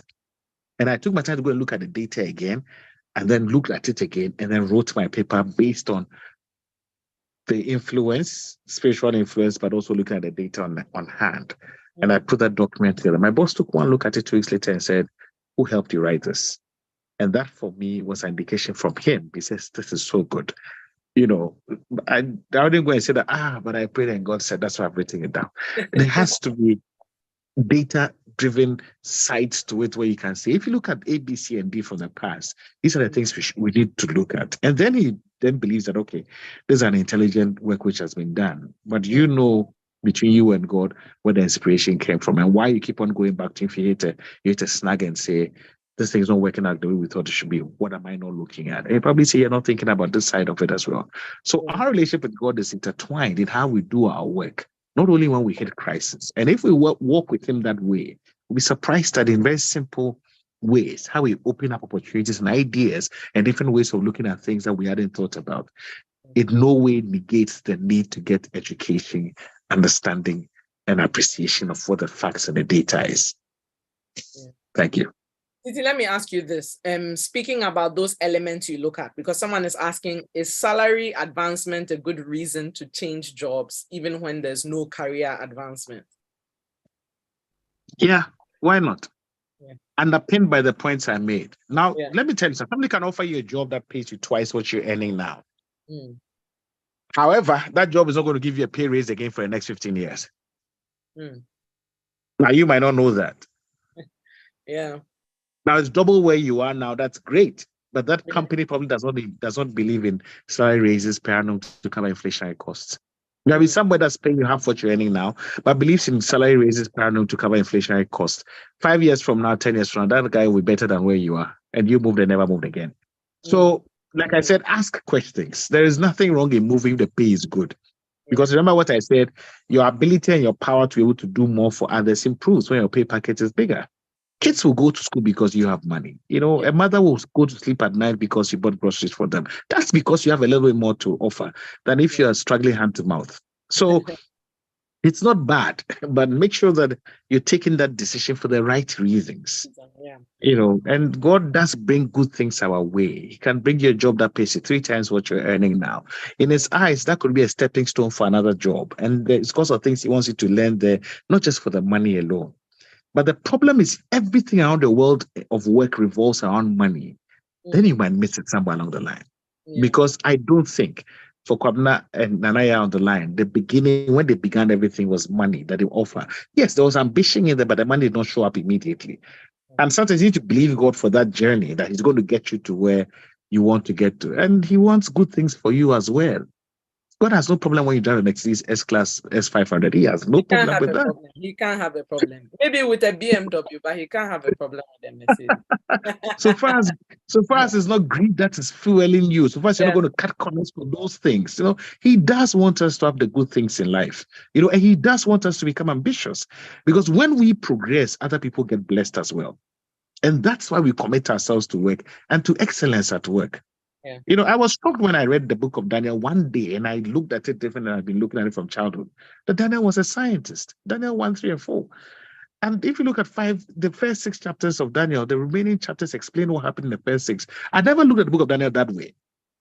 But the man Daniel and how he did his work was exceptional in terms of excellence. And I asked myself that how many of us today can stand up to that level of integrity and excellence at work? And yet he was more prophetic than all of us. And in church, we can't beat him. In work, we can't beat him. The what excuse do we have? You know, and those are the two sides of God's relationship with us. That be good at work. Don't take work lightly. My worry is when a brand of Christianity is preached that makes you think that, oh, you can get anything in life without going through the process. The process is important. God does work miracles, but He believes in the process as well. The whole principle of this universe was built on process and principles. So we cannot, you know, forget that and say we only go live on one side, which is just a miraculous side. You know, so as much as God will create open doors and create miracles, it's built on the principle of hard work and understanding His processes. Then when He brings the miraculous inside, we take it, we jump ahead, and we continue with those principles and processes again and again and again. But we need to teach people that work is important, career is important, focus, deliver value, make sure people are blessed, move forward. Those things are extremely important. And it might be in your individual business as a private entrepreneur, or it might be in a corporate sense. Wherever we find ourselves, we must shine that light and let people know that our Father is a worker, and so are we. Wow. Thank you so much, Titi. Kwabena, let me ask you this. There's a question I think I'd actually throw to everyone. I'll start with Kwabena. It's the last question here. What kind of association would you say propelled you most in your career and in life generally? Which of the associations, or which association have you had that you would say has propelled you the most in your career or in your life? I think I've always tried to look up to people I can learn from. So simple associations, people who challenge me with their thoughts, with their ideas. I mean, I've learned a lot from Titi this evening. He's challenged me. I've learned a lot from Nanaya this evening. I will associate with them. You know, I'm always driven to people who, in conversations, will give me a spark, will share a new idea that will, you know, spark something.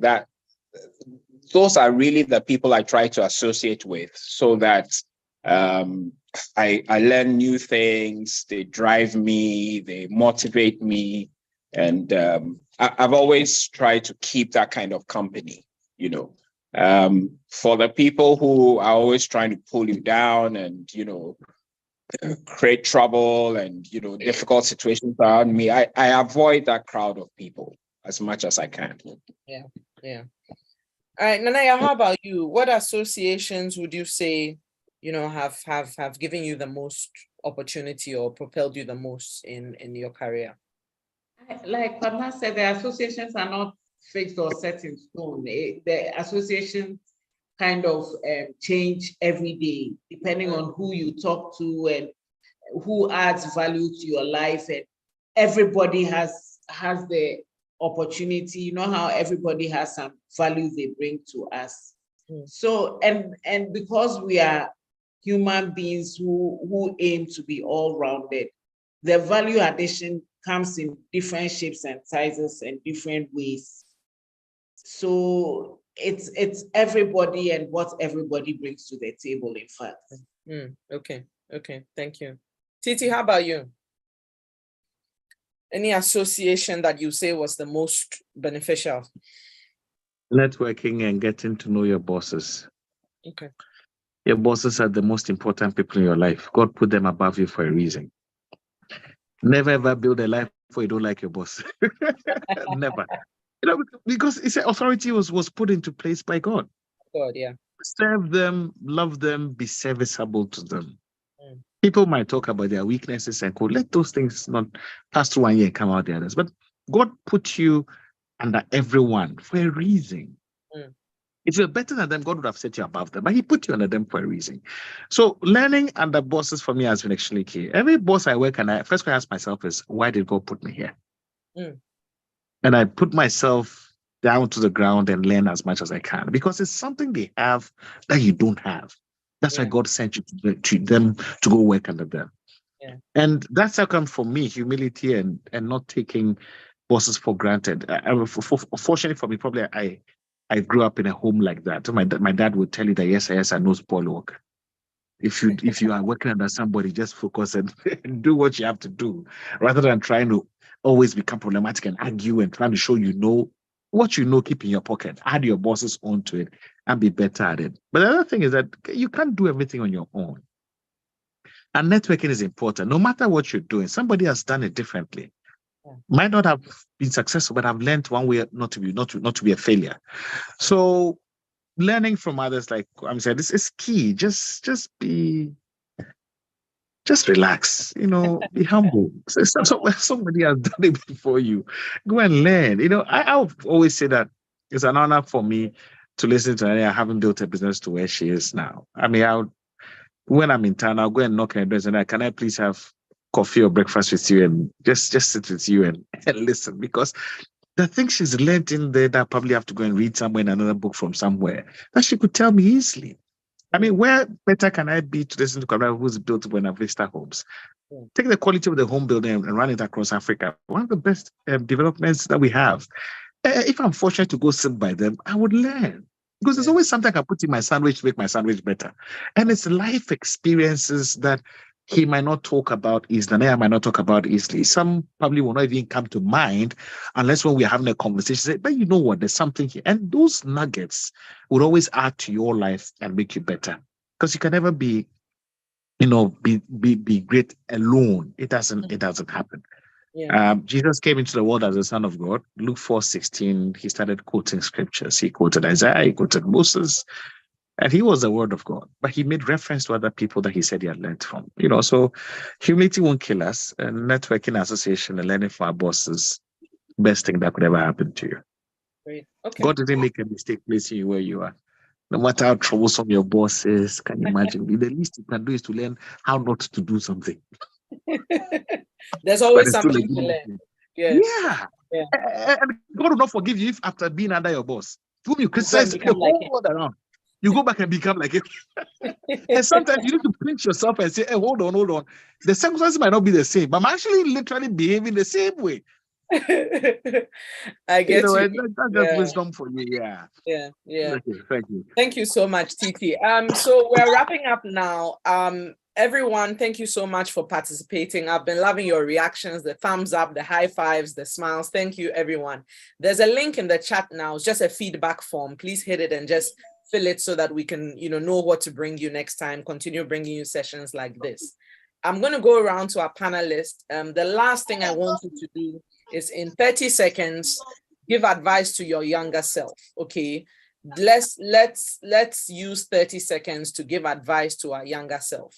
I think that in everything that we've said, summing up everything, what is that one essential thing you would tell your younger self today? And possibly the rest of us can learn from in that. So in 30 seconds, I will start with you, Kwabena. I'll tell my younger self to take my health more seriously. Spend time, focus on yourself, spend time exercising, take some time off. Work is stressful. Work will drive you eventually. If you're not careful, you make a lot of money, but you spend all your money, on doctors and seeing doctors and so on. I can't overemphasize that. Our health is our wealth. Let's take time off, have our annual medical checkups, 35 and under. Make sure you see your doctors, keep your medical history, eat right. Don't eat all the junk food that, we all like so exposed to now. And let's take good care of ourselves, because that way you can take good care of your families, you can take good care of your jobs. Your health is really, really, really it. Thank you. Nanaya, yes. Even though Kwabena is advocating for us to buy your medications, no, I think Kwabena is advocating for preventive, Okay, so we should come for vitamins. And those it's not extremely important if you are eating well and exercising properly. All those vitamins and things are food supplements. A healthy lifestyle is what we all advise and strive for. Right. Yeah. Right. Okay, so you give us 30 seconds. What's the advice, that one essential thing you tell your younger self? Yes. What I'll tell my younger self is, as far as it depends on me, I should be on good terms with everybody, because we shouldn't burn any bridges. We will come back and meet each other at a certain point in time. Life happens, adversity happens. We are more equipped than we think, and we are stronger than we think. We need to tap into our strength and lean more onto our faith and God, and that everything will be fine. Stress happens, but sometimes we worry over things we have no control over. We should embrace our vulnerability and not give it to God and go to sleep, but give it to God and work at it, and everything will be fine. Thank you. Tetteh. I would say all the things that Maya and Kwabena have said. I would only add to it, and I'll say I'll get as much more knowledge as I can earlier in life. Okay. The more I know about these things, the more it influence the way I behave. Biggest problem is not for the learning not to end once we finish school. It's the biggest tragedy in Ghana. Just finish school and the knowledge gathering ends. And that for me is one big lesson. Is learn as much as you can as early in life, which would open opportunities for you and inform you how you live your life going forward. Yeah. Thank you so much. Thank you. Thank you so much, Tetteh, Kwabena, Nanaya. We appreciate your time. We've learned so much today. For one, we know we're going to read the book of Daniel because we have to see it a different way, like Tetteh has. We're going to learn about people. We're also going to learn to focus on our health, take our health more seriously. There's also, key things that we've picked up. I remember Nanaya talking about value taking time. Building value really does take time. That the idea of integrity being prime to whatever we do. Work is indeed divine, that Tetteh has said. We also talked about getting to know our bosses and networking. Tetteh, that's another strong point that I remember.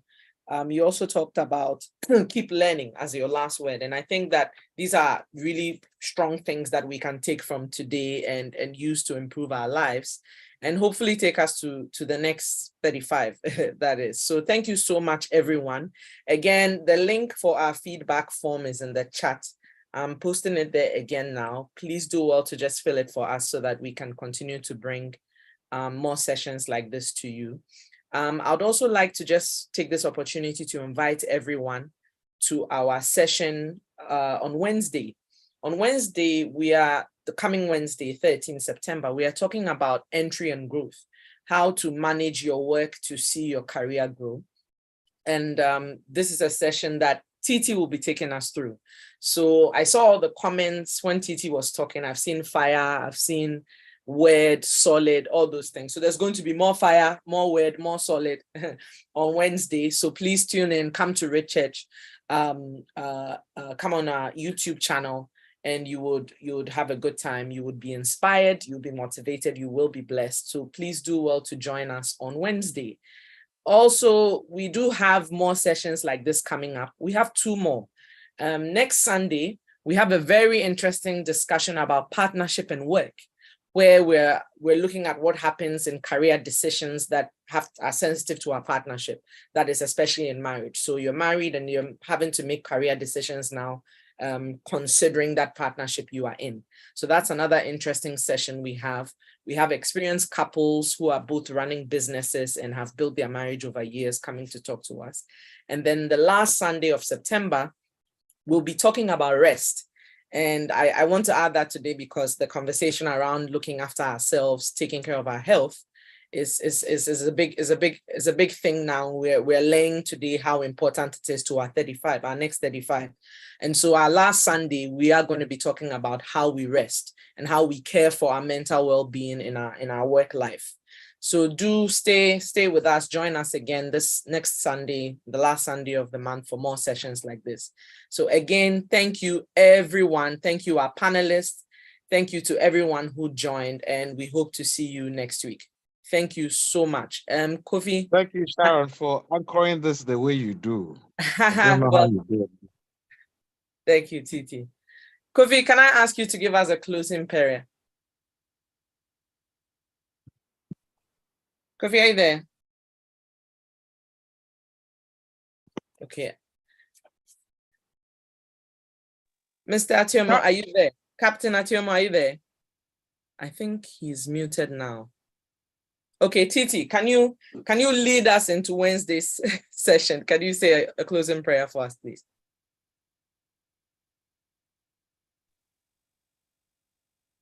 Would you want me to do this? Yes. Okay. Our Father and our God, we thank you for the opportunity to sit at your feet and to learn from the work you've done in other people's lives. And we pray that we walk away with these lessons and the knowledge that we've gathered embedded in our spirits, that they will become pointers in our own lives. And when we are going astray in our lives, we hear a voice speak behind us and say, this is the way, walk ye in it. That we shall remember the things you've done in Kwabena and Nyarko's lives. We shall remember how your hand has been shown in their lives. When we hit the same crossroads in our lives, we'll take the lessons and become better versions of ourselves because we've learned. Prepare for our hearts for that which you share with us on Wednesday. And may all of us, our lives become better because we listened, we learned, and we went to apply it in our lives. In the name of Jesus, your Son, who gave up his life for us, in his name we pray with thanksgiving. Amen. Amen. Thank you so much, Tetteh. Thank you again, panelists, Yaa, Kwabena, and Tetteh. Thank you so much. And surely we'll be approaching you and improving our network. We'll be using our network. So thank you so much. I see people in the chat asking where they can get the recording. This was actually broadcast on YouTube. So after the session, you can watch it again on Red Church YouTube channel. And you can subscribe so that you can see all the other ones we'll be posting next week and then the coming week. Okay, so thank you, everyone, and have a good evening. Thank you. Thank you.